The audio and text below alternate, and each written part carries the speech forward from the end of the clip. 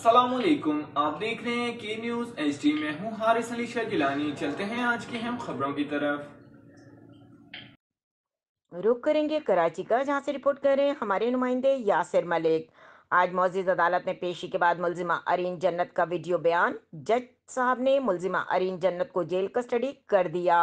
ये सवालिया निशान है ईमानदार एडिशनल आईजी कराची के लिए कि उनकी सरपरस्ती में ये सब कुछ रात भर हज़ार थाना लियाकताबाद में होता रहा। एडिशनल आईजी कराची, आपको ये सब वाक़े की इत्तला मिलती रही मगर आपने कोई कार्रवाई का हुक्म नहीं फरमाया, कोई एक्शन नहीं लिया। एडिशनल आईजी कराची, आपसे सिंध की बेटी सवाल करती है कि कराची में रहने वाली, सिंध में रहने वाली तमाम बेटियों का अरीन जन्नत के साथ रात भर ये जो कुछ होता रहा, वुमेन पुलिस स्टेशन लियाकताबाद में आखिर इस सब कुछ वाक़े का मुलजिम कौन है?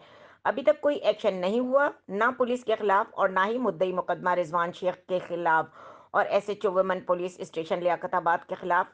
ये एक बहुत बड़ा सवालिया निशान है कराची पुलिस के लिए। मजीद खबरों और अपडेट्स के लिए हमारे साथ रहिएगा। तब तक के लिए अपना ख्याल रखिएगा। अल्लाह हाफिज।